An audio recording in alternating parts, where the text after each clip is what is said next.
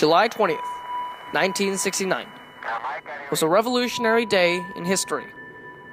The first humans set foot on uncharted territory, initializing the beginning of an era. The era of exploration. Neil Armstrong, a figurehead of NASA exploration, stated, "Mystery creates wonder, and wonder is the basis of man's desire to understand." Which is why before acknowledging the man on the moon, or praising modern-day revolutionaries, it is crucial that we look to the scientist who created wonder. Nicolaus Copernicus. Copernicus was well known for De Revolutionibus Orbium Celestium Liber V, a text that sported an unpopular opinion. His text criticized geocentrism, a model that placed Earth at the center of the solar system, with the Sun and the other planets orbiting around it. This theory was at fault over years of misinterpretation, and it had become a piece of church doctrine and teachings, but wasn't actually part of Catholic faith. At best, it was just a warped portion of Genesis. Nonetheless, Copernicus's text presented an idea that the church authority didn't take too kindly, as it criticized its method of education. He proposed a heliocentric model of the solar system, bagging the vision that the Sun was at the center of the solar system, with the Earth as a dependent orbiter, using analysis of his astronomy records and his calculations. This was just a harmless attempt to clear up scientific theory, but it stood as a remarkable text, because it was the first encounters of scientific criticism of church doctrines. Future leaders would take this opportunity to present it as a rise against church authority over science, thus its power in protest. Now, the man himself didn't take much of a stand in his lifetime. He was cowardly up to the point when he published his work on his deathbed. That was only when his friend advised him to do such a bold deed. His work didn't even face major opposition from the church, despite it being such a political power. It was actually accepted by Pope Paul III, who was actually tributed in his own text. But it was silenced and banned nonetheless. Copernicus never meant to insult church powers nor attack Christian authority. In reality, he just wanted to expand scientific theory, like most other astronomers at the time. In fact, in a letter from himself to Pope Paul III, he mentions how he had no motive to hurt church authority. "I have accordingly no desire to, from your holiness, that I was impelled to consider a different system of deducing the motions of the universe's spheres, for no other reason than the realization that astronomers do not agree among themselves in their investigations of this subject." His motives, however, was to clear ignorance amongst the scientific community that sometimes were caused by imperfections in church doctrine. Perhaps there will be babblers who claim to be judges of astronomy, although completely ignorant of the subject and badly distorting some passage of scripture to their purpose. I will dare to find fault with my undertaking and censure it. I disregard them, even to the extent of despising their criticism as unfounded. Copernicus' stand was actually symbolic for the power of mankind, as it inspired future people to take their own stands against church doctrines, and this stand existed in his work. What followed Copernicus' work was the scientific advancements and the stands against the church. His works laid a ground for the scientific revolution, and arguably, Copernican work was rudimentary in style, but scientists such as Galileo and Newton used his calculations for future studies, and lower-level citizens all were able to chip in on a new concept. Without his work, scientific advancement would have been deterred due to a lack of a starting point. Heliocentrism was crucial for future astronomers' rise for power and knowledge, in not just space, but also physics.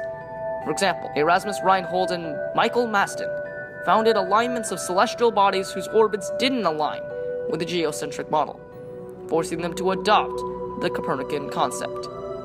Without the evidence of the heliocentric model, many Copernican scientists in Europe, with faith in the Catholic Church, would twist their findings or the model itself to further confirm the fallacy.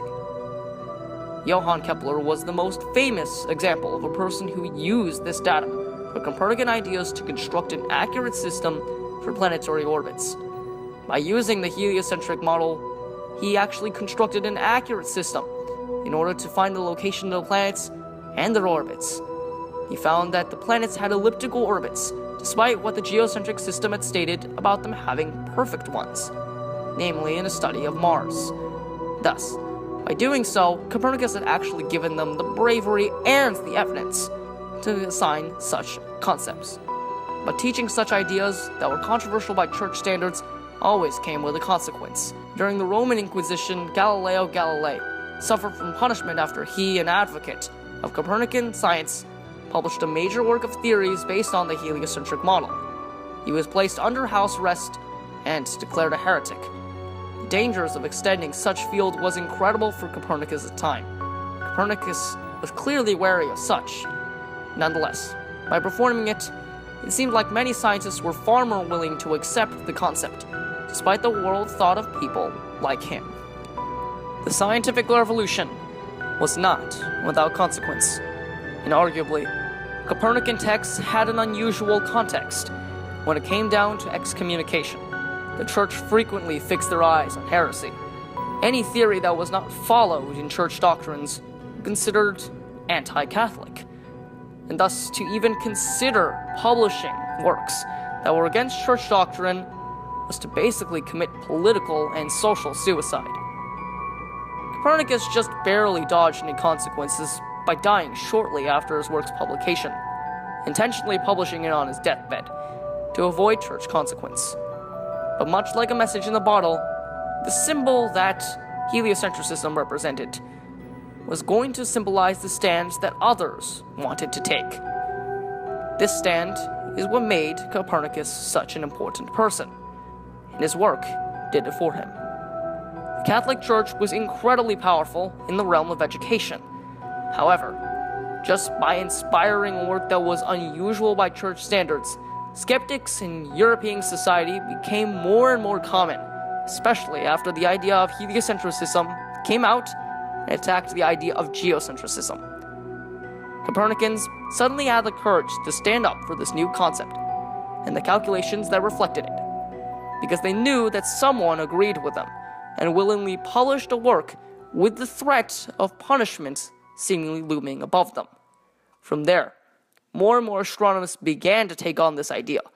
Lower-class citizens, who wouldn't usually have the knowledge to partake in scientific research due to fiscal incapabilities to study religious texts, had access to a more community-based study that was aided by the versatility of the printing press. This strengthened the power of commoners, and religion had less of a stay in scientific community. What Copernicus had really done when publishing this work was that he had given people a new source of information that wasn't the fixed church doctrine. Unlike tradition, it was up to debate and not enforced. This was much more presentable and much more useful for the non-religious or the poor to partake in, giving astronomers and physicists a much bigger playing field and shortening what the church could do to control education.